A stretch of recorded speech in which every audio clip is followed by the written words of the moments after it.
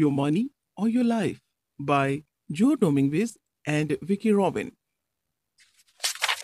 इस किताब को पढ़ना शुरू करने से पहले आप खुद से इन सवालों को कीजिए। क्या आपके पास अपनी ज़रूरतें पूरा करने लायक पैसा है?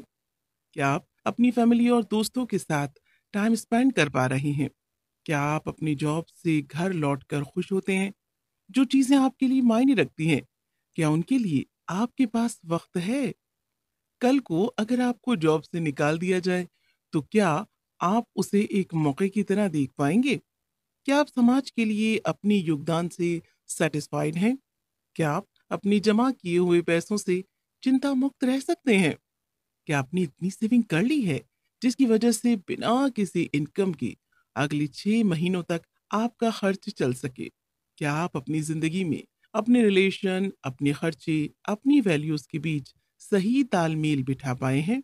इन सभी सवालों में से अगर एक का भी जवाब नहीं में है, तो ये किताब आपकी जिंदगी को खुशहाल बनाने में आपकी भरपूर मदद कर सकती है। हमारी मॉडर्न लाइफस्टाइल बहुत ज़्यादा कंज्यूमरिज्म का शिकार हो गई है। कंज्यूम करने का मतलब है किसी चीज़ को इस्तेमाल करना और उसे ख़त्म कर देना। इसीलिए हमें आए दिन सुनाई पड़ता है कि धरती के नेचुरल एलिमेंट्स तेज़ी से ख़त्म होते जा रहे हैं। इसके अलावा आज के दौर में ज़्यादातर लोगों की ज़िंदगी कर्ज पर डिपेंड होती जा रही है, चाहे वो होम लोन हो, कार लोन हो या फिर क्रेडिट कार्ड का लोन हो। असल में हम दूसरों के पैसों पर जिंदगी गुजार रहे हैं। 2008 के एक रिकॉर्ड के मुताबिक अमेरिकन नागरिकों पर करीब 9 लाख करोड़ डॉलर का कर्ज बकाया था, और ये कर्ज रोजाना 150 करोड़ डॉलर के हिसाब से बढ़ रहा है। ये आंकड़े सिर्फ अमेरिका के हैं, जबकि पूरी दुनिया के हालात इससे भी ज्यादा गंभीर हैं। लेकिन अगर हम फिजूल खर्ची रोकने पर ध्यान दें, तो हालात बहुत बेहतर हो सकते हैं। इसीलिए अपनी ज़रूरतों को ज़िंदगी जीने के हिसाब से लिमिट में रखें, ना कि दिखावे की ज़िंदगी जीने के लिए बेहिसाब फजूल खर्ची करते रहें। यहाँ इस बात को समझने की ज़रूरत है कि फाइनेंशियल रोड मैप यानी पैसों और उससे खरीदी जा सकने वाली चीज़ों के साथ आपके रिलेशन की सोच और रूपरेखा को 100 साल पहले अमेरिकन कम्युनिटी के लिए इंडस्ट्रियल रिवॉल्यूशन के दौरान बनाया गया था। जबकि आज के दौर में हमें दुनिया भर की मेजर एनवायरमेंटल प्रॉब्लम को ध्यान में रखते हुए इस रोड मैप को बदलने की ज़रूरत है। इस किताब में ये बताया गया है कि मौजूदा दौर में पुराने फाइनेंशियल मैप की जगह नए फाइनेंशियल मैप को कैसा होना चाहिए। आर्थिक सुरक्षा के लिए एक ही कंपनी में रिटायर होने तक लगातार काम करना और फिर जिंदगी भर पेंशन लेते रहना हमारी उम्मीदों को पूरा करने के लिए अब सबसे अच्छा तरीका नहीं रह गया है। हालांकि आप हमेशा काम करने वाले कुछ सिद्धांतों और तरीकों को इस्तेमाल करके पैसों के मामलों को आसानी से समझ सकते हैं और फाइनेंशियल इंडिपेंडेंस भी हासिल कर सकते हैं। इस किताब में जो डोमिंगविज और विकी रॉबिन ने अपने पर्सनल खर्चों को कम करने के लिए और एक ज्यादा अच्छी तरह से मैनेज की जा सकने वाली खुशनुमा लाइफस्टाइल हासिल करने के लिए 9 स्टेप अप्रोच के तरीकों को बहुत अच्छी तरह से एक्सप्लेन किया है, जिनको फॉलो करने के बाद आपकी लाइफस्टाइल आपकी वैल्यूज को रिफ्लेक्ट करने लगती है। इसका मतलब है कि ये बेहतरीन अप्रोच रुपये पैसों के मामले में आपको फंसाने की जगह उस पर आपकी मजबूत पकड़ बनाती है। 9 स्टेप प्रोग्राम के जरिए ये समझाने की कोशिश की गई है कि दरअसल आप पैसों के बदले में अपनी लाइफ का सौदा करते हैं।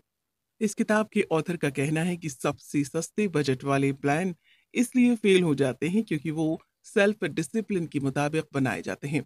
इसका मतलब है कि हम खुद को ऐसी चीज करने के लिए फोर्स करते हैं जिसे हम नहीं करना चाहते हैं।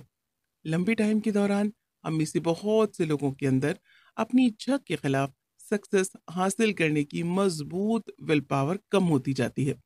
इसीलिए इस किताब में हमारी बाहरी फाइनेंशियल सिचुएशन को बदलने के बारे में ये कहा गया है कि पहले हमें रुपये पैसों के बारे में अपने आइडियाज और यकीन के मुताबिक खुद को एडजस्ट करने की कोशिश करनी चाहिए। इसके बाद हम इस बात को बेहतर तरीके से समझ सकते हैं कि हम कौन हैं, और फिर अपनी लाइफ में चलने वाले मनी फ्लो को ज्यादा समझदारी से इस्तेमाल कर सकते हैं। फाइनेंशियल इंडिपेंडेंस पाने के लिए 9 स्टेप प्रोग्राम ये है: the money trap, the old road map for money, making peace with the past. आर्थिक सुरक्षा सिर्फ आपके रुपये पैसों पर नहीं टिकी होती है, बल्कि ये कुछ ऐसी नॉलेज पर टिकी होती है कि आप अपनी लाइफ को किस तरह से गुजारते हैं। दरअसल फाइनेंशियल इंडिपेंडेंस का मतलब ऐसी इनकम से है जो आप अपने जॉब के अलावा दूसरे तरीकों से कमाते हैं। लेकिन इसका ये मतलब भी है कि आप रुपये पैसों के मामले में अपने पुराने आइडियाज और यकीन में बदलाव करने के लिए तैयार हैं। ज्यादातर मिडिल क्लास के लोग अपनी जिंदगी में नौकरी के इस कदर गुलाम हो गए हैं कि ना तो वो इससे छुटकारा ले पाते हैं और ना ही इसके बिना उनका गुजारा हो पाता है। उनका काम ही उनकी पहचान बन गया है। जैसे हम ये नहीं कहते हैं कि हम एक इंजीनियर का काम करते हैं, बल्कि हम खुद को एक इंजीनियर कहते हैं और नौकरी का पैसे कमाने को अपनी आजीविका कहते हैं। पर आजकल के दौर में नौकरियों की परेशानी ने हमारी जिंदगियों से जिंदा दिली को अलग कर रखा है। इसकी एक वजह यह भी है कि वक्त के साथ साथ हमारी ज़रूरतें भी बढ़ती जा रही हैं। हम जितना भी कमाते हैं वो कम पड़ जाता है। विज्ञापनों के जरिए हमारे माइंड में ये भरा जाता है कि जितना ज्यादा उतना अच्छा, यानी मोर इज बेटर। इस आइडिया को स्टैंडर्ड ऑफ लिविंग के नाम से बेचा जा रहा है और हम इसे बिना सोचे समझे खरीद रहे हैं। इसका नतीजा ये है कि हम बस चीजों को जमा किए जा रहे हैं, भले ही उसका इस्तेमाल हो या ना हो। हम कंपटीशन और दिखावे के चक्कर में उलझ जाते हैं। हम पहले एक छोटा लोन ले लेते हैं, फिर उसे चुकाने के लिए ज्यादा काम करते हैं और बहुत ज्यादा काम से परेशान होकर ऐशो आराम की चीजों पर और ज्यादा खर्च करते हैं। इसके बाद बढ़े हुए खर्चों को संभालने के लिए फिर से लोन ले लेते हैं और उसको चुकाने के लिए और ज्यादा काम करते हैं। इस तरह ये चक्र चलता रहता है और हम लोन के चक्रव्यूह में ज्यादा से ज्यादा फंसते चले जाते हैं। इस किताब में कंज्यूमर सेंटर्ड इकोनॉमिक्स के बारे में बताया गया है, जिसमें लोग जितनी ज्यादा खरीदारी करते हैं, देश की अर्थव्यवस्था उतनी ही मजबूत होती है। अमेरिका में हर साल एडवर्टाइजमेंट पर 15,000 करोड़ डॉलर से भी ज्यादा खर्च किए जाते हैं, जिनके दो पर्पस होते हैं। पहला ये कि इनके जरिए से आपको मौजूदा जिंदगी में आपकी अधूरी इच्छाओं को महसूस करना, और दूसरा आपको इस बात के लिए कन्विंस करना कि ज्यादा खरीदारी से आप भी अमीर दिख सकते हैं। लेकिन ज्यादा से ज्यादा खरीदारी करने की आदत की वजह से हम कुछ ऐसा छीन रहे हैं जो कभी वापस लौट कर नहीं आएगा। वो है धरती के नेचुरल एलिमेंट्स जो हमें जिंदगी देते हैं, जैसे हवा, मिट्टी, पानी। इनमें फैलता प्रदूषण धरती को जहरीला बना रहा है, जिसकी वजह से आने वाली पीढ़ियां हमें कभी माफ नहीं करेंगी। पूंजीपतियों ने सिर्फ हमारे आर्थिक फायदे के लिए अपने पैसों की ताकत से एक ऐसा माहौल खड़ा कर दिया है जहां हम पूरी तरह से कंज्यूमरिज्म के शिकार हो चुके हैं। इसीलिए अब हमें पैसों के साथ अपने रिश्तों के बारे में नए तरीके से सोचने की जरूरत है। हमें ये सोचना चाहिए कि हम क्यों विज्ञापन से इतना प्रभावित हो जाते हैं और क्यों एक नंबर के कंज्यूमर बनने के लिए उतावले रहते हैं। जीवन की बहुत सी दूसरी खुशियों में से हमने पैसे को ही क्यों चुना है? दरअसल हमारी जिंदगी पर इस बात का ज्यादा प्रभाव नहीं पड़ता है कि हमारे पास कितने पैसे हैं, बल्कि इस बात का ज्यादा प्रभाव पड़ता है कि पैसे से हम कैसा महसूस करते हैं। हमें ये भी समझना चाहिए कि इंसान अपनी आदतों का गुलाम होता है। हम अनायास ही अपनी आदतों का पालन करने लगते हैं। अक्सर विज्ञापनों के जरिए हम पर प्रभाव डालकर जरूरत से ज्यादा प्रोडक्ट को खरीदवाया जाता है। इस वजह से कभी कभी हमारे अंदर तनाव भी आ जाता है। इसीलिए हम पैसों के साथ अपने रिश्तों में सुधार लाकर अपने अंदर बदलाव ला सकते हैं। लेकिन उससे पहले हमें पैसों और अपनी संतुष्टि के बीच में संबंध पर ध्यान देना होगा। जब हम छोटे होते हैं तो हमारी जरूरतें भी छोटी और सीधी सादी होती हैं। जैसे जैसे हम बड़े होते जाते हैं हमारी जरूरतें महंगी होती जाती हैं और उनको पाने से मिलने वाली संतुष्टि कम होती जाती है। जैसे जैसे हम अपनी महंगी जरूरतों को पूरा करते जाते हैं, वैसे वैसे उनकी कीमत का भुगतान मुश्किल होता जाता है। बचपन में हमें 1 रुपए की टॉफी से भी जो खुशी मिल जाया करती थी, वो अब बड़े होने पर करोड़ों रुपए के बंगले में भी नहीं मिल पाती है, क्योंकि बचपन में वो टॉफी हमारे लिए पर्याप्त थी। जैसे जैसे हम जिंदगी में जरूरतों को पूरा करते गए, उनमें कहीं एक पल ऐसा जरूर था जो हमारे पास था वो पर्याप्त था।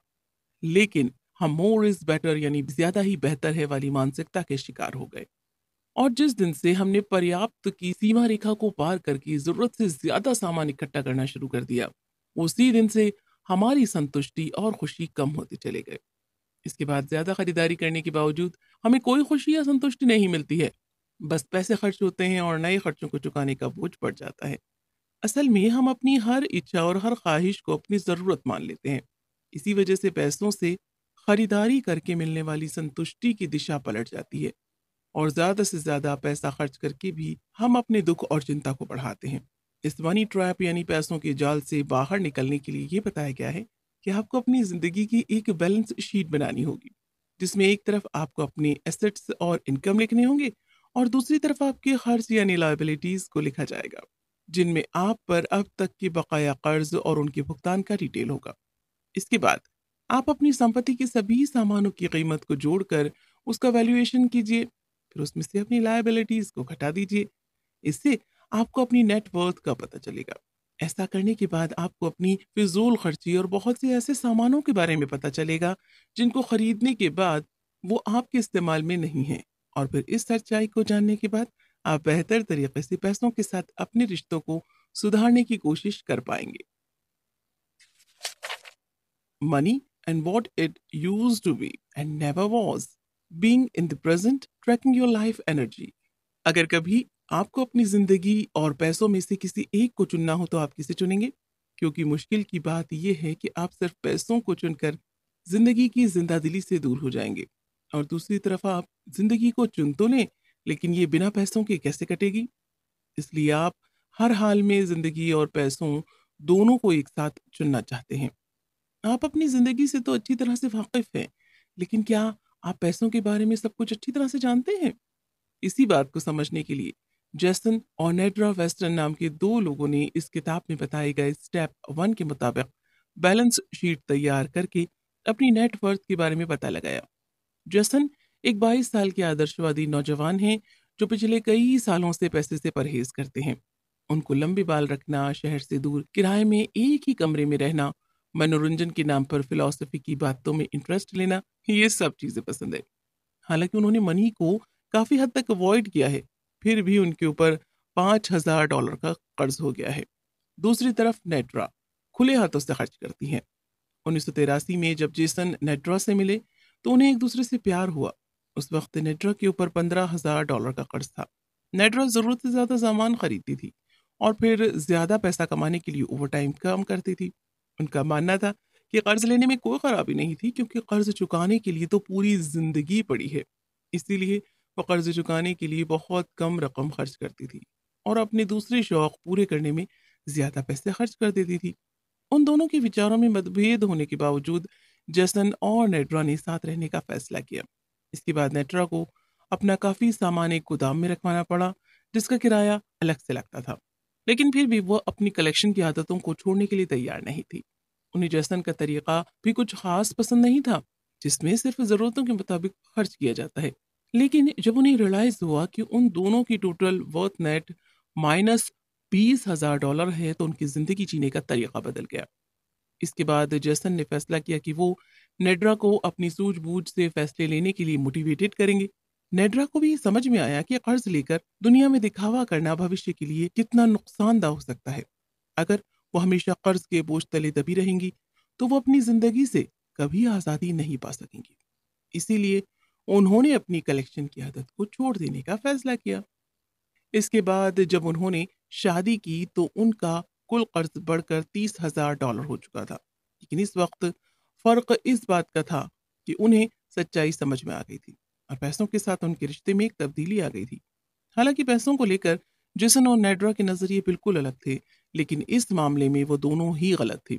दरअसल नेड्रा साउथ कैलिफोर्निया में अपनी माँ के साथ बड़ी हुई थी और उन्होंने बहुत गरीबी में अपना वक्त गुजारा था।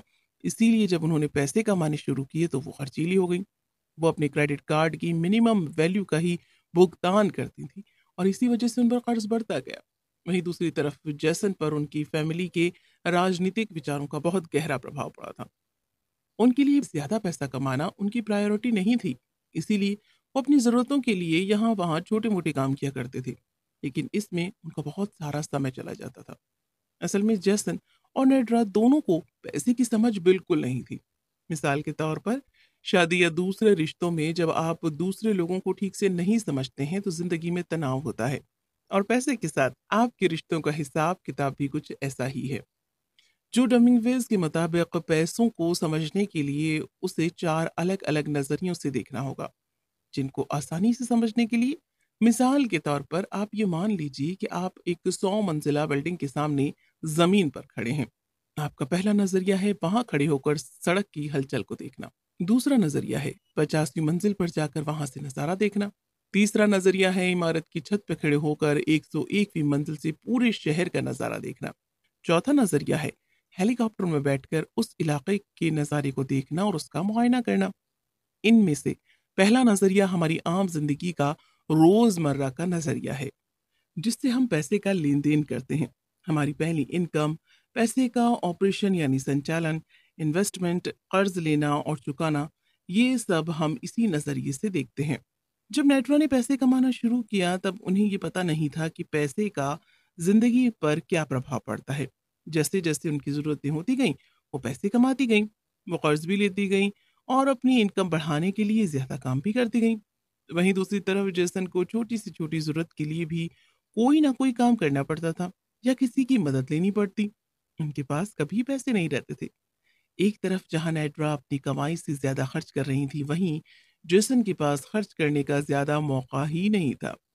दूसरे नजरिए के जरिए हम थोड़ा ऊपर उठकर अपने निजी विचार और सोच पर ध्यान देते हैं। जैसे पैसे के संचालन को लेकर आपके जो भी निजी विचार हैं, उन पर आपकी फैमिली और परवरिश का क्या असर पड़ता है। पैसा आपके लिए क्या मायने रखता है?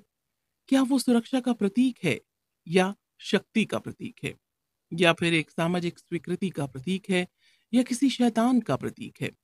पैसों के लिए नेड्रा और जेसन के निजी विचार उनकी परवरिश के मुताबिक थे। नेड्रा सोचती थी उनकी जिंदगी में जितना हो वो कम है, इसीलिए और भी होना चाहिए। वो मोर इज बेटर की मानसिकता की शिकार थी। वहीं जेसन के लिए पैसा शैतान के बराबर था। तीसरे नजरिए के जरिए हम थोड़ा और ऊपर उठकर देखने लगते हैं। इसमें पैसों को सांस्कृतिक तौर पर देखा जाता है। पैसे को लेन देन में वैल्यूएशन करने का एक जरिया कहा जाता है।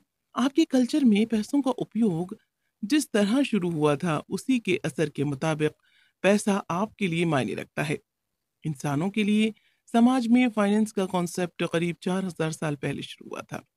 आज भी घर के छोटे मोटे काम का कोई भुगतान नहीं होता है, जैसे घर पर छोटी मोटी मरम्मत करना, बाग बगीचे की देखभाल करना, घर की सफाई वगैरह वगैरह। और ना ही घर के खाने का होटल की तरह कोई बिल चुकाना पड़ता है। पुराने जमाने के दौरान एक पूरे गांव के लोग मिलकर खाना खाते थे, जो अब एक फैमिली तक ही सीमित रह गया है। टाइम टाइम पर इकोनॉमिस्ट सुझाव देते हैं कि महंगाई बढ़ गई है। हम भी उस बात को सच मान लेते हैं और खुद को गरीब महसूस करने लगते हैं, चाहे भले ही हमें अपनी जिंदगी के लिए पर्याप्त से भी ज्यादा चीजें हासिल हो रही हों। हम ये नहीं जानते कि अर्थशास्त्रियों ने महंगाई के वैल्यूएशन किस बेसिस पर किया है। आज से 20-30 साल पहले तक जो चीजें सिर्फ अमीर लोग अपने ऐशो आराम के लिए खरीदते थे, उन्हें अब अर्थशास्त्रियों ने आम जिंदगी की जरूरतें बताकर महंगाई का वैल्यूएशन किया है। पहले के मुकाबले में आज के ज़माने में लोगों के घरों में बिजली के इंस्ट्रूमेंट बहुत ज़्यादा हैं। उनके घर पर गाड़ियों के अलावा और भी बहुत से ज़रूरी सामान बहुत ज़्यादा हैं। जबकि हम ये नहीं समझ पाते हैं कि इनमें से किस चीज़ की हमें ज़रूरत है और किस चीज़ की सिर्फ चाहत है। अपने चौथे नज़रिए के ज़रिए हम काफ़ी ऊपर उठकर दूर तक देखने लगते हैं। ये हमारे स्पिरिचुअल नज़रिए को दिखाता है। हम अपनी सीमित जिंदगी का एक चौथाई हिस्सा पैसा कमाने में लगा देते हैं। इसलिए इस नजरिए के मुताबिक पैसा आपकी जिंदगी के बदले में किए गए सौदे की कीमत है। पैसा कभी भी मुफ्त में नहीं आता है।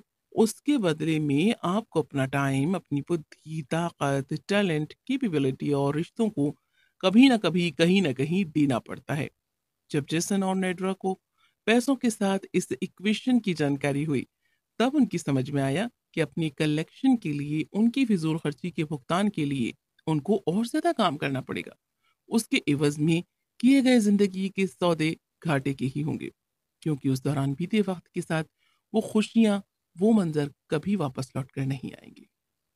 जेसन भी ये समझ गए थे कि पैसा ना कमाने की उनकी जिद से वो काफी वक्त अपनी छोटी मोटी आम जरूरतों को पूरा करने में लगे रहे हैं, जबकि उस समय का वो बेहतर उपयोग कर सकते हैं। उनके हाथ से मौके छूट रहे हैं।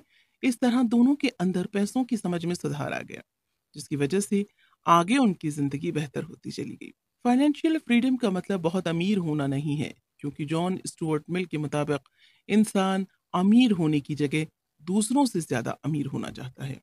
फाइनेंशियल आज़ादी आपको पर्याप्त की भावना से मिल सकती है, क्योंकि जब कुछ भी ज़रूरत से ज़्यादा हो जाता है तो वो दुख की वजह बन जाता है। उसी तरह जब आपके पास ज़रूरत के हिसाब से पर्याप्त हो, तब आप फाइनेंशियली आज़ाद हैं। फाइनेंशियल फ्रीडम हासिल करने के दो आसान तरीके बताए गए हैं। पहले तरीके में आप ये देखते हैं कि आपको अपनी जॉब से जो भी कमाई होती है, उसमें से करीब आधा हिस्सा तो उस जॉब को बचाने में ही खर्च हो जाता है। जैसे जॉब पर जाने का खर्च, अपने लेवल के हिसाब के कपड़े, गाड़ी और घर मेंटेन करने का खर्च, जॉब की वजह से बोरियत होने पर वेकेशन के लिए जाने का खर्च, वगैरह वगैरह। क्योंकि अगर आप जॉब ना करते तो आपको ये सब भी खर्च ना करना पड़ता। इसलिए अब आपको ये समझना होगा कि क्या आपको अपने जॉब से पर्याप्त पैसा मिल रहा है या नहीं, या इसकी जगह आप कुछ ऐसा कर सकते हैं जिसमें इतने सारे छुपे हुए खर्चे ना हों। इस बात को रियलाइज करके कुछ लोगों ने जॉब को छोड़कर घर से ही पार्ट टाइम काम करना शुरू किया, तो उन्होंने पाया कि जॉब के मुकाबले आधी इनकम में भी वो ज़्यादा बचत कर पा रहे हैं। इसके बाद उनको फाइनेंशियल फ्रीडम का मतलब समझ में आ गया। इसी तरह से दूसरे तरीके के लिए आपको अपनी इनकम और खर्चों का पूरा पूरा हिसाब रखना होगा। शुरू में ऐसा करना आपको बहुत मुश्किल लग सकता है, लेकिन ऐसा करने से आपको पता लगेगा कि आपकी कितनी जिंदगी के एवज में आपने कितना कमाया और कितना गंवाया। ऐसा करके आप अनुमान और अंदाजे की दुनिया से बाहर निकलकर फैक्ट्स के बेस पर रियलिटी की दुनिया में आ जाएंगे, और फिर अपने पैसों पर आपका कंट्रोल बेहतर होगा। और इसी वजह से आप अपनी ज़िंदगी में संतुष्टि और खुशी के लिए अपने पैसों और हालात पर निर्भर नहीं रहेंगे। इसी एहसास को फाइनेंशियल फ्रीडम कहते हैं।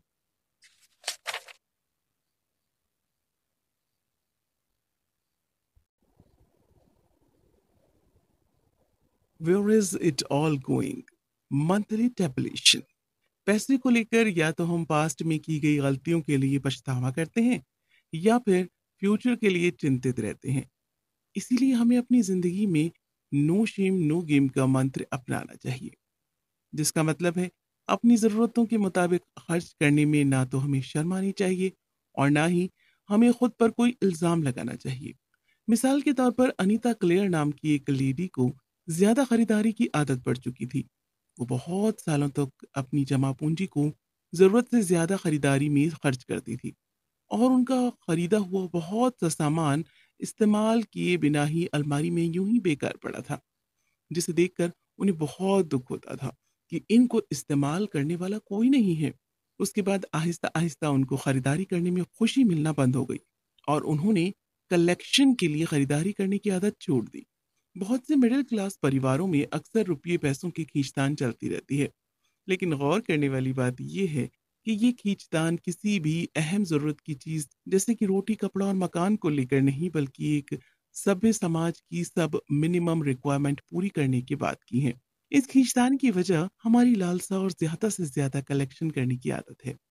इस स्थिति से निपटने के लिए स्पेशलिस्ट एडवाइजर्स आपको बजटिंग करने का सुझाव देते हैं, जिसके लिए वो कहते हैं कि अपनी ज़रूरतों की लिस्ट बनाइए और सिर्फ उसी के मुताबिक खर्च कीजिए। इससे आपकी फजूल खर्ची बंद हो जाएगी। लेकिन असल में ऐसा नहीं होता है, बल्कि कुछ खरीदने का मन होने पर हम अपना मन मार कर बैठे रहेंगे। और फिर इस तरीके में मुश्किल ये है कि ये तरीका लंबे समय तक असरदार नहीं है। प्रॉब्लम खरीदारी की नहीं है, असली प्रॉब्लम है हमारी लालसा और हमारे अंदर का डर कि बाद में शायद ये मिले या ना मिले। इसीलिए हम इस सामान का कलेक्शन कर ले, और इसी तरह की फिजूल खर्ची से बचने के लिए हमें इन भावनाओं को कंट्रोल करने की ज़रूरत है। इसके लिए आप अपने इनकम और खर्च के हिसाब को ज़रूरत और ऐशो आराम की कैटेगरी में डिवाइड कीजिए, और अपने खर्च को सही जगह पर लिखते जाइए। हर महीने उनका इंस्पेक्शन कीजिए। धीरे धीरे आपको खुद ही नजर आने लगेगा कि कहाँ ज्यादा खर्च हो रहा है, जिसके बाद आप उस पर लगाम लगा सकते हैं। इससे आपका सेल्फ कॉन्फिडेंस भी बढ़ेगा, और आपको ये भी समझ में आ जाएगा कि कब आपके पास पर्याप्त हो गया है। यहाँ ये भी समझने वाली बात है कि फिजूल खर्च से सिर्फ आपका पैसा ही बेकार नहीं जाता, बल्कि इसकी वजह से आपकी लिमिटेड जिंदगी का समय भी बर्बाद हो रहा है। इस किताब में रोजमेरी नाम की एक लेडी का उदाहरण दिया गया है। उन्होंने अपने महीने भर के खर्च को सोच समझकर अलग अलग कैटेगरीज में मंथली लीजर यानी बही खाते के तौर पर लिखना शुरू किया, जिसका नाम इस किताब के मुताबिक मंथली टैबुलेशन है। रोजमेरी को अपने मंथली टैबुलेशन से बहुत फायदा हुआ। उन्हें महीने दर महीने अपने बनाए हुए टैबुलेशन में अपनी आदतें साफ नजर आ रही थी। उन्होंने जब अपने टैबुलेशन की बारीकी से जांच की तो उनके लिए फ्यूचर में पैसों का संचालन करना बहुत आसान हो गया। एक दूसरे एग्जाम्पल में अमेरिका नाम के एक गांव में रहने वाले स्टीव ब्रैंडन नाम के शख्स और ब्लू बावर नाम की लेडी बहुत ही अलग अलग तरह की कम्युनिटी से आते थे। दोनों बहुत अच्छे दोस्त हैं और एक साथ रहते हैं और मिलजुल कर खर्च करते हैं। स्टीव ट्रक चलाते हैं और लुइक अकाउंटेंट है। उन दोनों ने अपनी टोटल इनकम और टोटल खर्च का हिसाब लिखना शुरू किया। ऐसा करके उन्हें पता चला कि दोनों मिलकर औसतन अपने काम से हर घंटे करीब $10 कमा रहे हैं और इस तरह से $1 की एवज में वो अपनी जिंदगी के 6 मिनट दे रहे हैं। इस सीधे से हिसाब से उनकी जिंदगी की कई उलझनें सुलझ गईं। लू की इनकम स्टीव से करीब 2.5 गुना ज्यादा है, लेकिन इस बात का उनके रिश्ते पर कोई उल्टा असर नहीं पड़ा, क्योंकि दोनों ने मिलजुल कर अपने रुपये पैसों के संचालन पर काम किया। एक बार अपने महीने दर महीने बनाए गए रेवोल्यूशन को देखकर स्टीव ने नोटिस किया कि वो तरह तरह की कुकीज यानी बिस्किट वगैरह पर बहुत ज्यादा खर्च कर रहे हैं। इसके बाद फौरन उन्होंने अपने खर्च पर कंट्रोल किया। ऐसा करने से न सिर्फ उनका मौजूदा खर्च कम हो गया, बल्कि साथ ही साथ उन्होंने डाइनिंग ऑफ फ्यूचर में होने वाले थेरेपिस्ट के खर्चे को भी बचा लिया। एक दूसरे एग्जाम्पल में बताया गया है कि लिन और कार्ल मॉनेर नाम के पति पत्नी दोनों को म्यूजिक का बहुत शौक है और ये दोनों ही कंप्यूटर प्रोग्रामर हैं। लेकिन इनकी सिमिलरिटीज की वजह से इनके खर्च के हिसाब भी एक जैसे नहीं है। दोनों के नेचर एक दूसरे से बहुत अलग है। काल एक बेहद सुलझे हुए और बहुत सोच समझ कर खर्च करने वाले शख्स है, जबकि लेन एक इमोशनल और शौकीन मिजाज लेडी है। उन दोनों की खरीदारी की आदत एकदम अलग थी और म्यूजिक को छोड़कर उनके शौक भी अलग थे। इसी वजह से मंथली टेबुलेशन में दोनों को काफी मुश्किलें आ रही थी। इतना ही नहीं, शादी के कुछ टाइम बाद लिन ने अपना कंप्यूटर प्रोग्रामिंग का जॉब छोड़ दिया और पियानो सिखाने लगी। इससे उनकी मंथली इनकम अनसर्टेन हो गई और फिर लिन का घर के खर्चे में कंट्रीब्यूशन कम हो गया, जिसकी वजह से वो घर के कामों में ज्यादा हाथ बटाने लगी। लेकिन इसके बाद भी उनका मंथली टेबुलेशन उलझा का उलझा ही रहा। इसका असर उनकी शादी पर भी पड़ने लगा और इस वजह से उन्हें झगड़े होने लगे। इस प्रॉब्लम को हल करने के लिए दोनों ने अलग अलग मंथली टेबुलेशन बनाना शुरू किया। क्योंकि काल की एक फिक्स इनकम थी, इसीलिए उनको ज्यादा फर्क नहीं पड़ा। लेकिन जब लिन ने घबराते हुए अपनी मंथली टेबुलेशन बनाया तो वो हैरान रह गई और उनकी बहुत सी धारणाएं टूट गईं। दरअसल वो खुद को काल पर जितना डिपेंडेंट समझती थी, असल में वो उससे कहीं ज्यादा सेल्फ डिपेंडेंट थी। इसके बाद उनको ये रियलाइज हो गया कि उन्होंने फाइनेंशियल फ्रीडम हासिल कर ली थी। फाइनेंशियल ऑपरेशन से फाइनेंशियल फ्रीडम हासिल करने के प्रोसेस को इस तरह से समझा जा सकता है। फर्स्ट, पहली बात, अपनी मंथली इनकम को अलग अलग खास कैटेगरीज में डिवाइड कीजिए। अगर आपकी कोई फिक्स इनकम नहीं है तो 6 महीने या 1 साल का एवरेज भी ले सकते हैं। इस तरह से अपने मंथली खर्चों को भी खास कैटेगरी में डिवाइड कीजिए और इसमें ये भी लिखिए कि आप जिंदगी की किन किन जरूरतों के लिए कितना पैसा खर्च कर रहे हैं। दूसरी बात, अपना मंथली टेबुलेशन बनाएं। तीसरी बात, आपकी टोटल इनकम और टोटल खर्चे के डिफरेंस से पता चलेगा कि आपने क्या कुछ बचाया है या सब कुछ उड़ा दिया या फिर अपनी इनकम से ज्यादा खर्च कर दिया। चौथी बात, हर किए गए खर्च के एवज में उस पैसे को कमाने के लिए आपने अपनी जिंदगी का जितना टाइम लगाया उसका हिसाब भी लिखें। ऐसा करने से आपको समझ में आ जाएगा कि आप कहाँ पर जरूरत से ज्यादा खर्च कर रहे हैं, जो अमूमन आपको पता नहीं लग रहा है। इतना ही नहीं, इससे आपका ध्यान उस आदत पर भी जाएगा जो अनायास आपसे फिजूल खर्च करवा रही है, जिस वजह से आप तनाव में आ जाते हैं और अपनी कलेक्शन से दुखी होते हैं।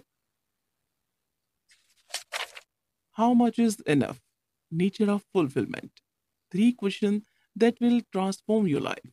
इस किताब में इस बारे में समझाया गया है कि हमारी जिंदगी में इतनी सारी प्रॉब्लम और चैलेंजेस होने के बाद भी अपने सपनों को कैसे पूरा किया जा सकता है। इसके लिए आप एक स्पिरिचुअल सफर करने की एक्सरसाइज कराई जाती है, जिसमें आपको अपने आप से 3 सवाल पूछने होते हैं, जिनके जवाब भी आपको पूरी ईमानदारी से देने होते हैं। पहला सवाल, आपको किसी भी काम को करने में जितना समय लगा उसके मुकाबले में आपको कितने फुलफिलमेंट यानी पूर्ति का एहसास हुआ? दूसरा सवाल, क्या आपके टाइम का ये इन्वेस्टमेंट आपकी लाइफ वैल्यूज़ और पर्पस से तालमेल रखता है? तीसरा सवाल, अगर आपके पास रोज़ी-रोटी का सवाल ना होता तो आप उस समय का इस्तेमाल कैसे करते? अगर आप इन सवालों के जवाब पूरी ईमानदारी से देते हैं, तो इससे आपकी ज़िंदगी में ना सिर्फ एक ऐसा पॉजिटिव चेंज आएगा, जो आपको संतुष्टि और फुलफिलमेंट प्रोवाइड करेगा, बल्कि अपने सपनों को जीने की हिम्मत भी देगा। टेड और मार्था ने अपने आपसी मनमुटाव को ऐसे ही दूर किया। उन दोनों के शौक और खरीदारी की आदतें अलग-अलग थे। दोनों को ही एक दूसरे पर किए गए खर्च फालतू के लगते थे। वो एक दूसरे पर उँगली उठाते, सवाल करते और एक दूसरे की पसंद का मज़ाक उड़ाते थे। धीरे-धीरे उनके बीच तनाव बढ़ता गया, पर प्यार अभी भी बाकी था। जब उन्हें इस प्रोसेस की जानकारी हुई, तब उन्होंने अपना रवैया बदल दिया। अब वो दोनों एक दूसरे से बस इतना पूछते हैं कि क्या उन्हें ये खरीद कर पूर्ति मिली और क्या वो इसे खरीद कर अंदर से संतुष्ट थे। इससे दूसरा शख्स भी ये सोचने पर मजबूर हो जाता है कि क्या वाकई उसका खर्च करना जरूरी था या वो सिर्फ कलेक्शन की भावना की वजह से था। इस तरह उनके झगड़े भी कम हो गए और दोनों का आपसी प्यार भी बढ़ गया। आगे इस किताब में आपकी जिंदगी के पर्पस के बारे में समझाया गया है। जोएना मैसी एक टीचर, पर्यावरण संरक्षक और लेखिका है। उन्होंने 3 अलग-अलग दिशाओं में सोचने के लिए कहा है।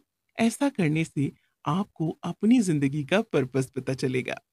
पहली दिशा है, आप वो काम कीजिए जो आप सिर्फ़ पैसे कमाने के लिए ना करते हों और जिसे आप हमेशा पूरे जज़्बे के साथ अपने तन-मन से करना चाहते हों। दूसरी दिशा है, अपने दर्द से मत भागिए, बल्कि उसे अपने काम में शामिल कीजिए। बनावटी ऐशो-आराम की चीज़ों से इसे मत छुपाइए। उस दर्द को दूर भगाने की कोशिश कीजिए। अगर कोई दूसरा शख्स भी आपकी तरह दर्द से गुजर रहा है, तो उसकी मदद कीजिए। इससे आपको अपने काम करने में मदद मिलेगी। तीसरी दिशा है, मौजूदा समय में आपको कुछ भी हासिल है, उसका इस्तेमाल कीजिए। दरअसल अपने उद्देश्य का पता कर पाना सबके लिए आसान नहीं होता। जैसे मदर टेरेसा ने अपनी जिंदगी का पर्पस तलाश कर लिया था। हो सकता है आप वैसे अपना पर्पस ना ढूंढ पाए। इसलिए आपको सिर्फ अपने मन में झांक कर बस ये ध्यान रखना है कि आपके सपने नज़रअंदाज ना हो सके। आगे किताब में एक एग्जाम्पल के तौर पर यह बताया गया है कि जॉर्ज बर्नार्ड शॉ ने एक बार एक लेडी जो थोड़ी गरीब घर से थी, उनसे यूं ही कहा कि वो शर्त लगा सकते हैं कि 5 पाउंड के लिए आप उनके साथ बिस्तर पर आ जाएंगी। ये सुनकर उन लेडी का नाराज होना बनता था। उन्होंने जॉर्ज को ताना कसते हुए कहा कि वो ऐसा सोच भी कैसे सकते हैं।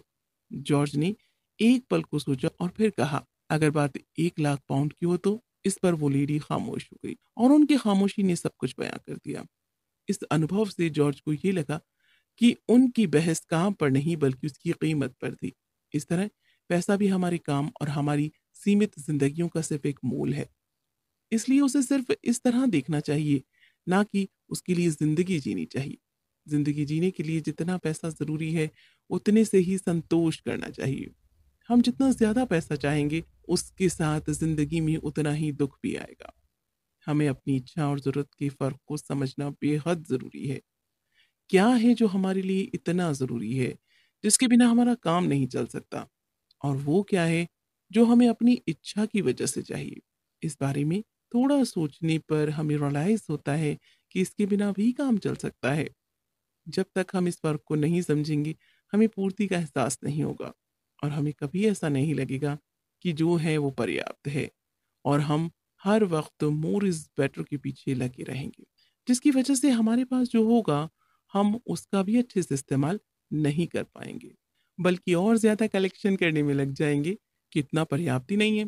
फाइनेंशियल फ्रीडम से हमें अपने बचपन के सपनों को साकार करने का और इस दुनिया को बेहतर बनाने का मौका और वक़्त मिल सकता है।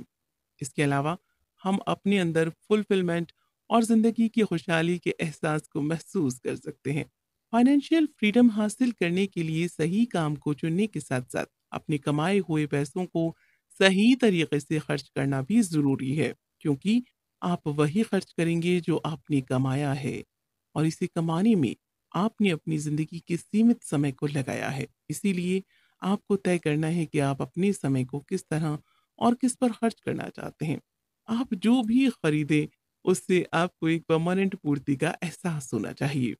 आप बस वही खरीदें जिस चीज़ की आपको वाक़ई में ज़रूरत है।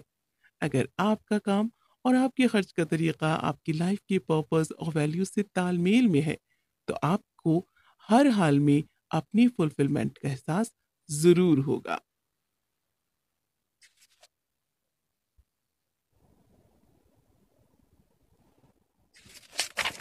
Seeing progress, making life energy visible. किताब के इस पार्ट में आपको पैसों के संचालन में सुधार का अंदाजा लगाने के लिए एक ग्राफ बनाने के लिए कहा जाता है, जिसमें एक्स एक्सिस यानी हॉरिजॉन्टल लाइन में साल होंगे और वाई एक्सिस यानी वर्टिकल लाइन में आपकी इनकम और खर्च होंगे। इस ग्राफ के जरिए आप साल दर साल अपने पैसों के संचालन में सुधार का इंस्पेक्शन करके अपनी फाइनेंशियल बिहेवियर को देख सकते हैं, जिससे आपको अपनी टोटल खर्च के बारे में ये पता चलेगा कि क्या आपके खर्च आपकी इनकम से कम है या उसके बराबर हैं, या फिर वो आपकी इनकम से ज़्यादा है। इस ग्राफ के साथ मंथली टेबुलेशन को तैयार करके आप अपने फिजूल खर्चों के बारे में समझ सकते हैं। कभी कभी ऐसा भी होता है, किसी महीने में कुछ अनयूजुअल खर्चे आ जाते हैं, जैसे गाड़ी की मरम्मत, इंश्योरेंस प्रीमियम या फिर घर का प्रॉपर्टी टैक्स वगैरह वगैरह। अगर आप गौर करें तो तकरीबन हर महीने में कोई ना कोई अनयूजुअल खर्च होता ही है। इनमें से कई अनयूजुअल खर्च सालाना होते हैं, तो आप इनका मंथली एवरेज निकाल कर इनको मंथली टेबुलेशन में लगा सकते हैं। और इस तरह से आप हर महीने के आंकड़ों को ग्राफ में डालकर खुद अपनी सहूलत से पैसों का संचालन करके अपने खर्च पर और खर्चों की आदतों में सुधार ला सकते हैं, और इस तरह से अपने कर्ज को भी कंट्रोल कर सकते हैं या उसे खत्म कर सकते हैं। ऐसा करके आप बैंक में अपनी रकम को बढ़ा सकते हैं और अपनी फाइनेंशियल फ्रीडम हासिल कर सकते हैं। The American dream on issue string, valuing your life energy, minimising spending. 1970 के आखिर में अमेरिका में live life the American way और द अमेरिकन ड्रीम जैसे बहुत ही पॉपुलर स्टेटमेंट न्यूज़पेपर और हॉलीवुड सिनेमा में अक्सर सुनाई दिया करते थे, जिनके बारे में अलग अलग स्टोरीज सुनाई जाती थी। इस किताब में इसको इस तरह से समझाया गया है कि अमेरिकन इकोनॉमी को द इकोनॉमी ऑफ स्पेंडिंग कहा जाता है, जैसे कि भारत की economy the economy of saving है। ये दोनों देशों के अलग अलग कल्चर का प्रभाव है। अमेरिका में लोग अपनी तनख्वाह या उससे भी ऊपर खर्च करके हर तरह के ऐशो आराम की चीज खरीद सकते हैं, या फिर महंगे वेकेशन पर जाकर मदमस्त जिंदगी जीने में यकीन रखते हैं। वहीं भारत के लोगों की सोच सेविंग की ही होती है। हमारे यहाँ कमाई का ज्यादातर हिस्सा या तो इन्वेस्ट किया जाता है, या उसका गोल्ड खरीदा जाता है, या फिर उसकी जमीन खरीद कर रख दी जाती है, और बच्चों की पढ़ाई और उनकी शादी के लिए भी पैसे बचाकर रख दिए जाते हैं। इस किताब में आगे बताया गया है कि कम खर्च करना यानी सिर्फ ज़रूरत के सामान को ही खरीदना और फिजूल खर्च से बचने की आदत को इंग्लिश लैंग्वेज में फ्रुगैलिटी कहते हैं। और जैसे कि पहले बताया जा चुका है कि अमेरिका में लोग हमेशा ज़्यादा खर्च करने की कोशिश में लगे रहते हैं। इसी वजह से वहाँ पर आम बोलचाल की भाषा में फ्रुगैलिटी या फ्रुगल शब्द को बहुत नीची नज़रों से देखा जाता है। और सच्चाई तो ये है कि इंग्लिश लैंग्वेज में फुलफिलमेंट यानी पूर्ति के एहसास के मायने बताने वाला कोई सटीक शब्द या स्टेटमेंट ही नहीं है, क्योंकि भाषा का विकास रीति रिवाज और कल्चर के मुताबिक होता है। फ्रुगैलिटी का मतलब बिल्कुल नहीं है कि आपको मन मार कर जीना है, बल्कि इसकी जगह इसका मतलब ये है कि जो कुछ भी आपके पास है, आप उसी में आनंद उठाइए और उसको पूरी तरह से इस्तेमाल करने के बाद ही नया खरीदें, जिससे कि फालतू की खरीदारी को रोका जा सके। इसलिए जो कुछ भी अगर आपको लगता है कि भविष्य में कभी तो काम आएगा और उसे अभी से जोड़ कर रख रहे हैं, ये आदत गलत है। आपकी पैसों की प्रॉब्लम के लिए सबसे बड़ी जिम्मेदार है। इस किताब में फ्रुगैलिटी को समझने और फिजूल खर्ची से बचने के लिए 10 आसान तरीके बताए गए हैं। पहला, खरीदारी पर ना जाएं, जिसका मतलब है कि अगर आप अपने काम से बोर हो गए हैं तो सिर्फ मन बहलाने के लिए बेवजह खरीदारी पर ना जाएं। दूसरा, पाँव को चादर से बाहर ना फैलाएं, जिसका मतलब है सिर्फ उतना ही खरीदें जिसकी आपको वाकई में बहुत ज़रूरत है और जिसको आप अपने पैसों से बिना कर्ज लिए खरीद सकते हैं। तीसरा, आपके पास जो भी पहले से है उसे संभाल कर रखें, जिसका मतलब है कि अपनी चीज़ और इंस्ट्रूमेंट को संभाल कर रखने से उनकी मरम्मत और रख रखाव के बहुत से पैसे बच जाते हैं। चौथा तरीका, अपनी चीज़ों का भरपूर इस्तेमाल करें। कितनी बार ऐसा होता है कि हमारे पास ढेर सारे कपड़े होते हुए भी हम अपने मन में बिठा लेते हैं कि पहनने के लिए कुछ भी नहीं है और नए कपड़े खरीद लाते हैं। फेंक कर नए खरीदने से पहले अपने कपड़ों और सामानों का इस्तेमाल औसतन 20% ज्यादा करें। इसमें एक बात का ध्यान रखें कि जिस चीज ने बिल्कुल जवाब दे दिया हो उसे घसीटते भी ना रहें। इसीलिए एक संतुलित व्यवहार लेकर चलें। पांचवा तरीका, सेल्फ डिपेंडेंट बने। कितनी ही बार घर में छोटी मोटी मरम्मत होती रहती है, या गमलों में पौधे लगाने हैं या फिर गाड़ी का टायर बदलना है, वगैरह वगैरह। ऐसे काम करना पहले हम अपने माता पिता या अपने घर के बड़ों से सीखते थे, लेकिन आजकल की मॉडर्न जिंदगी की जरूरतों ने सब बदल दिया है। आजकल हम ऐसे छोटे मोटे कामों के लिए भी कारीगरों या खास लोगों को बुलवाते हैं, जिनकी वजह से काफी फिजूल खर्ची होती है। छठा तरीका, पूर्व अनुमान लगाएं। अगर आपने पहले से ही घर में लगने वाली चीजों का अंदाजा लगा रखा है, यानी पहले से ही सोच रखा है कि अगले कुछ महीनों में क्या क्या जरूरतें आ सकती हैं, तो आप काफी खर्च बचा सकते हैं। अक्सर हड़बड़ी में ही गड़बड़ी होती है, इसीलिए अपनी जरूरत की चीजों को पहले से ही ध्यान में रखिए, जिससे शायद हो सकता है कि आपको कोई डिस्काउंट या ऑफर भी मिल जाए। सातवां तरीका, सामानों की कीमत, क्वालिटी और टिकाऊपन वगैरह की जांच करें। किसी चीज को खरीदने से पहले उसके बारे में अच्छे से जांच पड़ताल कर लें और कीमत, क्वालिटी और टिकाऊपन में सभी विकल्पों को अच्छे से चेक करें। इस तरह से आप एक बेहतर खरीदारी कर सकेंगे। आठवां तरीका, किफ़ायती दाम से खरीदें। अपनी ज़रूरत का सामान खरीदने से पहले हर जगह अच्छी तरह से पूछताछ करने के बाद ही सबसे किफ़ायती दाम पर खरीदें। नवा तरीका, एक प्रॉब्लम के कई सॉल्यूशन। अगर आप जिंदगी से परेशान हैं तो फिर एक फिल्म देख सकते हैं, या दोस्तों से मिल सकते हैं, या कोई किताब पढ़ सकते हैं, या फिर किसी अच्छी होटल में खाना खा सकते हैं। यानी कि एक प्रॉब्लम को आप कई तरीकों से हल कर सकते हैं, लेकिन याद रखिए कि हर तरह की हल की अपनी एक कीमत है। इसीलिए आप अपनी फाइनेंशियल सिचुएशन के मुताबिक ये डिसाइड कर सकते हैं कि आपको कौन सी कीमत चुकानी है। 10वां तरीका, इस किताब को अमल में लाएं। इस किताब के लेखकों के मुताबिक बहुत से लोग इस किताब को बस यूं ही पढ़ लेते हैं, पर अमल में नहीं लाते हैं। इसलिए आपको अपनी जिंदगी में भी इस किताब में बताए गए सुझावों को हकीकत में फॉलो करना चाहिए। आगे इस किताब में पैसे बचाने की जरूरतों के बारे में समझाया गया है, क्योंकि महंगाई दिन ब दिन बढ़ती जा रही है और पैसे कमाने के जरिए कम हो रहे हैं। और सबसे जरूरी बात यह है कि आजकल की मॉडर्न लाइफ मटेरियलिज्म से भरी हुई है, जिसके लिए पैसों का होना बहुत जरूरी है और जिसे हम अपनी जिंदगी में लिमिटेड टाइम को लगाकर कमाते हैं। इसीलिए अगर हमने आज से पैसों की बचत नहीं की, तो याद रखिए कि न सिर्फ हमारा कल, बल्कि हमारे बच्चों का और हमारी आने वाली पीढ़ियों का कल भी खतरे में पड़ सकता है। इसीलिए पैसे बचाना एक निजी और सामाजिक जिम्मेदारी भी है। आप अपनी सूझबूझ से जिंदगी के अलग अलग क्षेत्रों में काफी पैसे बचा सकते हैं और फाइनेंशियल फ्रीडम पा सकते हैं। दरअसल आजकल की मॉडर्न मेटेरियलिस्टिक सोसाइटी पर पर्यावरण को नुकसान से बचाने की जिम्मेदारी भी आती है, क्योंकि जितना कंजप्शन बढ़ेगा उतनी डिमांड बढ़ेगी, उसके बाद ही उतनी ही सप्लाई भी बढ़ेगी और फिर प्रोडक्शन भी बढ़ेगा, और इन सब का हर्जाना धरती को भरना पड़ता है। लेकिन अगर हम अपनी कंजप्शन को कम करके अपने खर्च पर कंट्रोल कर लें, तो अपने साथ ही साथ पर्यावरण को भी बचा सकते हैं। For love or money, valuing life energy, work and income, valuing your life energy, maximizing spending। हम लोग अक्सर टीवी और रेडियो पर इस तरह के विज्ञापन देखते और सुनते हैं, जो आपको काम के तनाव से दूर भगाने के तरीकों के बारे में बताकर कुछ ना कुछ बेचने की फिराक में रहते हैं। ये विज्ञापन असरदार भी हैं और इनके दम पर मार्केटिंग भी होती है, क्योंकि बुनियादी तौर पर तकरीबन सभी लोग काम से परेशान हो जाते हैं।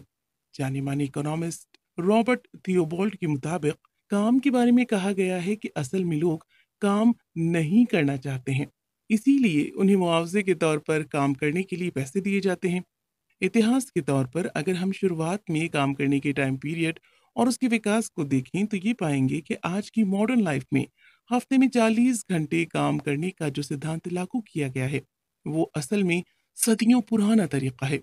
सदियों पहले स्टोन एज में इंसान हफ्ते में औसतन 2-3 दिन ही काम करता था, जिसमें पूरे हफ्ते के खाने का इंतजाम हो जाता था।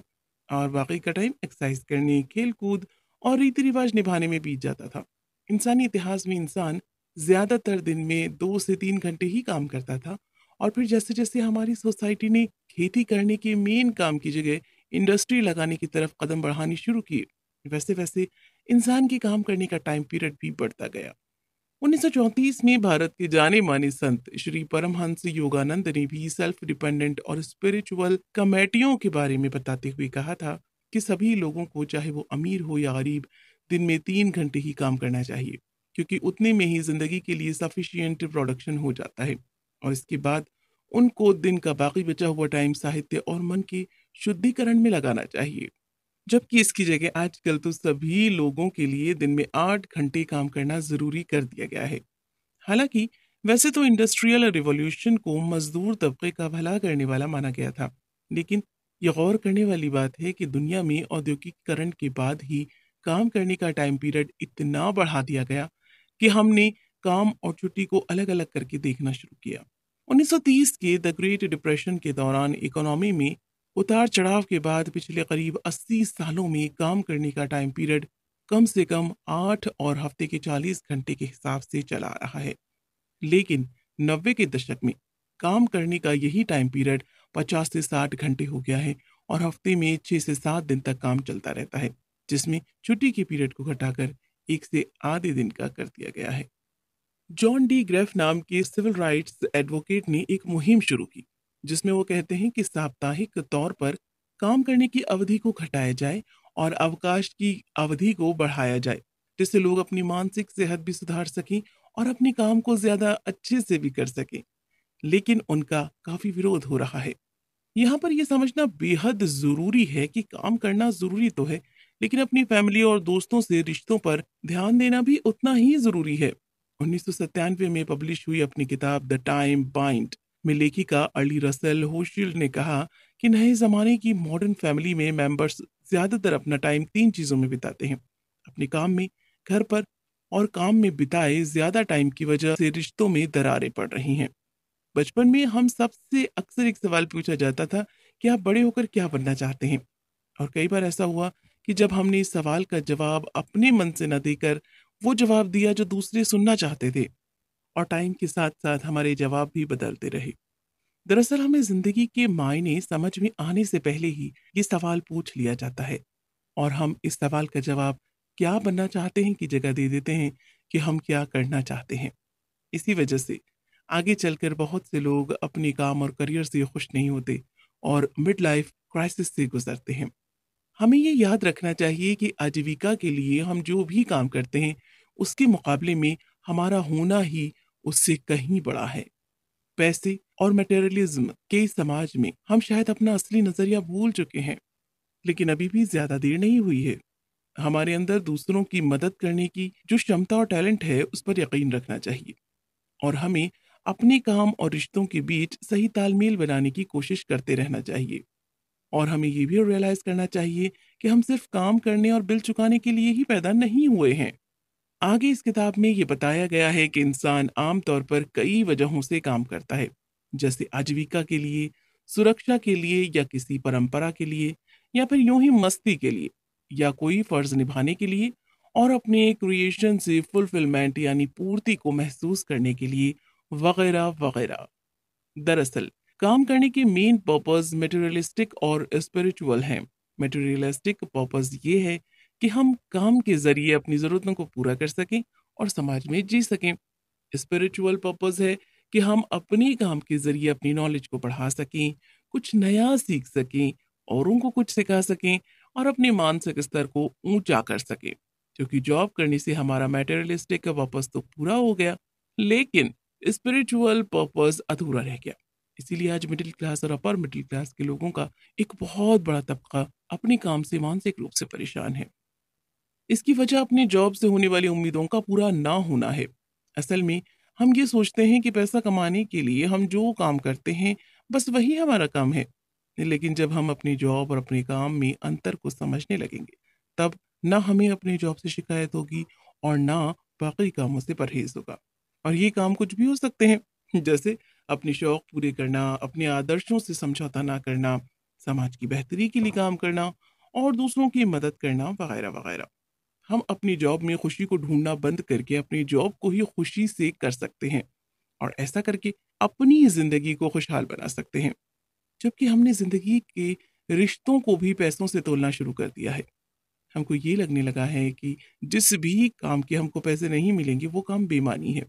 हम ये भूल गए कि काम के साथ जिंदगी में अपने रिश्तों को निभाना भी एक अच्छी, खुशहाल और संतुष्ट जिंदगी जीने के लिए पैसा कमाने जितना ही जरूरी है। बिना पूरे रिश्तों के ये जिंदगी अधूरी है, चाहे हमारे पास कितने भी पैसे क्यों ना हो जाएं। इसलिए अपनी लाइफ एनर्जी और जिंदगी के लिमिटेड टाइम का सदुपयोग कीजिए।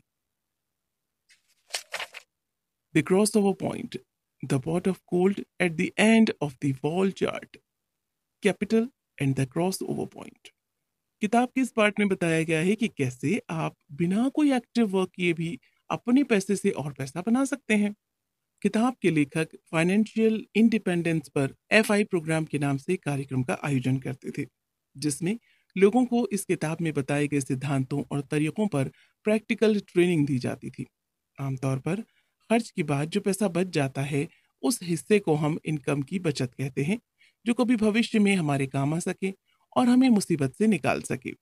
पर जब आप FI प्रोग्राम के हिसाब से सोचते हैं, तो ये आपकी बचत नहीं बल्कि एक कैपिटल यानी पूंजी है। पूंजी और बचत में एक बहुत बड़ा अंतर होता है। बचत सिर्फ खर्चों के बाद इनकम से बची हुई रकम है, जबकि पूंजी सिर्फ अपने होने से ही आपके लिए पैसे कमाती है। पूंजी से पैसे कमाने के दो तरीके होते हैं, स्पेक्यूलेशन इंस्ट्रूमेंट और डेट इंस्ट्रूमेंट। यानी आप अपनी पूंजी का इन्वेस्टमेंट किसी शेयर में, स्टॉक ऑप्शन में या म्यूचुअल फंड में करते हैं, या फिर उससे जमीन जायदाद खरीदते हैं, तो आपको उससे स्पेक्यूलेशन यानी उम्मीद होती है कि वो कैपिटल उस इन्वेस्टमेंट से बढ़ेगी। वहीं अगर आप अपनी कैपिटल किसी को ब्याज पर उधार देते हैं, तो ब्याज से आपकी इनकम होती है और उधार का पीरियड खत्म होने पर आपकी रकम भी वापस मिल जाती है। इस तरह से आपकी पूंजी सुरक्षित भी रहती है और आप बिना कोई काम किए उससे पैसे भी कमाते हैं। इसे पैसिव इनकम कहते हैं। ये इनकम आपको कई खर्चों से चिंता मुक्त रखती है। इससे आपको जिंदगी जीने के लिए पैसे कमाने की जरूरत नहीं रह जाती है। महीने दर महीने और साल दर साल जब आप इसी तरह अपनी पूंजी को लगातार बढ़ाते जाएंगे और उसका प्रॉपरली इन्वेस्टमेंट करते जाएंगे, तो आपकी पैसिव इनकम यूं ही कंपाउंड इंटरेस्ट के जरिए धीरे धीरे बढ़ती जाएगी। फिर एक ऐसा वक्त आएगा जब आपकी पैसिव इनकम आपके मंथली खर्च से कहीं ज्यादा हो जाएगी। इसे क्रॉसओवर पॉइंट कहते हैं और उस वक्त आप फाइनेंशियल इंडिपेंडेंस हासिल कर चुके होंगे। और इसकी वजह यह है कि उस वक्त आपकी पूंजी आपके रोजमर्रा के खर्च उठाने के लिए जरूरी पैसों को कमाने लगेगी। उस वक्त आप जो भी काम करना चाहेंगे वो कर सकेंगे, क्योंकि उस वक्त आप अपनी आजीविका पर निर्भर नहीं रहेंगे। और पैसिव इनकम के मंथली ट्रेंड को स्टडी करके आप फ्यूचर के लिए ग्राफ बनाकर ये भी पता कर सकते हैं कि आपको और कितने साल काम करना पड़ेगा। मिसाल के तौर पर, अगर आपको पता चला कि अगले 5 साल में आप फाइनेंशियली आज़ाद हो जाएंगे, तो आप इन 5 सालों में अपने काम को अपना बेस्ट कंट्रीब्यूशन देंगे, जिससे बाकी लोगों को भी फायदा होगा। Now that you have got it, what you are going to do with it? Managing your finances। किताब के इस पार्ट में लॉन्ग टर्म इनकम प्रोड्यूस करने वाले तरीकों के बारे में बताया गया है, जिनकी मदद से आप अपनी ज़रूरतों के मुताबिक फाइनेंशियल मैनेजमेंट कर सकते हैं। किताब के मुताबिक फाइनेंशियल सिचुएशन हमेशा टेम्पररी ही होती है। किसी देश की अर्थव्यवस्था में उथल पुथल होना और उसमें उतार चढ़ाव आना एक नॉर्मल बात है। आप जब भी किसी अर्थशास्त्री या इन्वेस्टमेंट कंसल्टेंट से इस बारे में बात करेंगे, तो वो आपको इस बात की चेतावनी जरूर देंगे। कई फाइनेंशियल इन्वेस्टमेंट विकल्प में एक डिस्क्लेमर की तरह इस बात की चेतावनी दी होती है कि बाजार के उतार चढ़ाव की जिम्मेदारी उनकी नहीं है। इसीलिए सभी लोगों के लिए फाइनेंशियल इन्वेस्टमेंट्स में सावधानी बरतनी बहुत जरूरी है। इस किताब के लेखक भी इस बात पर जोर देते हैं कि आंख बंद करके इन तरीकों को फॉलो ना करें, बल्कि इनके पीछे के सिद्धांतों को और अच्छे से समझकर अपने हालात के मुताबिक उनका पालन करें। और वो अक्सर टाइम टाइम पर अपनी इन बातों को फाइनेंशियल इंडिपेंडेंस के FI प्रोग्राम के जरिए अपनी ऑडियंस को गाइड करते रहते हैं। अक्सर लोगों को फाइनेंशियल मैटर्स में डर लगता है। इस चिंता में हम अपने मौजूदा समय में बहुत से समझौते करते हैं और हमारे सामने महंगाई का डर हमेशा बना रहता है। दिन ब दिन चीजें महंगी होती जा रही हैं और इन्वेस्टमेंट रेट गिरता जा रहा है, यानी कि खर्चे बढ़ रहे हैं और इनकम कम हो रही है। इसीलिए हमें जिंदगी की जरूरतों को समझकर उसके मुताबिक चलना होगा। सरकार टाइम टाइम पर महंगाई की दर यानी कि रेट ऑफ इन्फ्लेशन को डिस्क्लेयर करती है। इन्फ्लेशन की दर बढ़ने से चीजें औसतन महंगी होती हैं और कम होने से सस्ती। इन्फ्लेशन की दर को इस्टेब्लिश करने के लिए पास्ट के किसी समय को बेस मानकर ये कंपेयर किया जाता है कि मौजूदा वक्त और उस पास्ट के वक्त में चीजों की कीमतों में कितना डिफरेंस आया है। यहाँ पर कुछ पहलुओं पर ध्यान रखा जाना भी जरूरी है। अक्सर कंपैरिजन के टाइम बहुत सी बातों को नजरअंदाज कर दिया जाता है, जैसे किस तरह समय के साथ साथ लोगों के बर्ताव और आदतों में चेंज आता है और किस तरह तकनीकी विकास की वजह से इंस्ट्रूमेंट ऐसे भी आ जाते हैं जिनकी वर्किंग पहले के मुकाबले ज्यादा अच्छी हो जाती है। किसी साल अगर कोई फसल खराब हो गई तो उसकी कीमत बढ़ सकती है, वहीं किसी दूसरी फसल की कीमत कम भी हो सकती है। इसीलिए आपको सिर्फ सरकारी इन्फ्लेशन की दर के डिक्लेरेशन से घबराना नहीं चाहिए, बल्कि अपनी सूझबूझ से आप अपने पैसे बचा सकते हैं। जैसे बिन मौसम के फल और सब्जियों से परहेज रखें, क्योंकि ये महंगे तो होते ही हैं, लेकिन साथ ही आपकी हेल्थ को भी नुकसान पहुंचा सकते हैं। आमतौर पर इन्वेस्टर्स दो तरह के होते हैं, कंजर्वेटिव यानी रूढ़िवादी और दिलेर। जहां रूढ़िवादी जरा सा भी जोखिम नहीं उठाते हैं, वहीं दिलेर इन्वेस्टर्स हर तरह का जोखिम उठाते हैं। आमतौर पर लोग इन दोनों के बीच का एक बैलेंस्ड रास्ता लेकर चलते हैं, जहां वो लोग अपनी जमा पूंजी का एक हिस्सा सेफ इन्वेस्टमेंट के विकल्प में और दूसरा हिस्सा थोड़ी जोखिम भरे लेकिन अच्छी कमाई वाले इन्वेस्टमेंट के विकल्प में लगाते हैं। सेफ इन्वेस्टमेंट के तौर पर कुछ विकल्प हैं, जैसे बैंक में फिक्स डिपॉजिट या गवर्नमेंट बॉन्ड्स या फिर पोस्ट ऑफिस की national saving income scheme, national pension scheme वगैरह वगैरह। इन सारे विकल्पों में आपकी पूंजी सुरक्षित रहेगी, पर ब्याज की दर लिमिटेड और कम भी रहेगी, जिससे इनसे होने वाली इनकम भी लिमिटेड होगी, लेकिन हमेशा बनी रहने वाली होगी। जबकि जोखिम भरे इन्वेस्टमेंट्स के विकल्प हैं शेयर बाजार, ट्रेडिंग और स्टॉक ऑप्शंस। इनमें इन्वेस्ट करने से आपको 25% से लेकर 50% तक मुनाफा हो सकता है, लेकिन इनमें मंदी आने पर आपको भारी नुकसान भी उठाना पड़ सकता है। इसीलिए जोखिम भरे इन्वेस्टमेंट करने के लिए आपको मार्केट की अच्छी से स्टडी करना और फाइनेंस की जानकारी होना बहुत जरूरी है। और क्योंकि ये सब करना सबके बस की बात नहीं है, इसीलिए इन्वेस्टमेंट के लिए एक और संतुलित विकल्प है, म्यूचुअल फंड, जहां आपकी पूंजी सुरक्षित भी रहे और आपको थोड़े से पैसे भी मिल जाएं। इसमें कई तरह के फंड्स होते हैं, आपको उनके बारे में पूरी जानकारी करने के बाद ही उन फंड्स में इन्वेस्टमेंट करना चाहिए। यहाँ ये बताना बहुत जरूरी है कि कोई भी इन्वेस्टमेंट पूरी तरह से सुरक्षित नहीं है, इसलिए आपको अच्छी तरह से सोच समझकर ही कोई भी इन्वेस्टमेंट करना चाहिए। फाइनेंशियल इंडिपेंडेंस के FI प्रोग्राम के तहत इन्वेस्टमेंट में तीन अहम एलिमेंट्स होते हैं। पहला कैपिटल, यानी आपके इन्वेस्टमेंट की जमा पूंजी। दूसरा क्वेश्चन, यानी कि अलग से निकाल कर रखी गई वो रकम जिससे 6 महीने तक आपके सारे खर्च निकल जाए। और तीसरा कैश, यानी आपके कैपिटल और क्वेश्चन के बाद आपके पास जमा रकम जो आपकी किसी मुसीबत में काम आ सके। अगर आपने अपने पैसों को इस तरह डिवाइड कर रखा है तो आप फाइनेंशियल इंडिपेंडेंस के लिए तैयार हैं। अमेरिका में ट्रेजरी बॉन्ड्स के नाम से और भारत में गवर्नमेंट डेट बॉन्ड्स के नाम से एक ऐसा इन्वेस्टमेंट विकल्प है जिसमें रेगुलरली ब्याज की कमाई भी हो और पूंजी भी सुरक्षित रहे। इन बॉन्ड्स के जरिए सरकार विकास के कामों के लिए पब्लिक से पैसा उधार लेती है। उधार का टाइम पीरियड और ब्याज की दर दोनों सरकार ही तय करती है और उनके मुताबिक पेमेंट किया जाता है। इस टाइम पीरियड के पूरा होने पर आप अपनी पूंजी वापस ले सकते हैं या उसे दोबारा से इन्वेस्ट भी कर सकते हैं।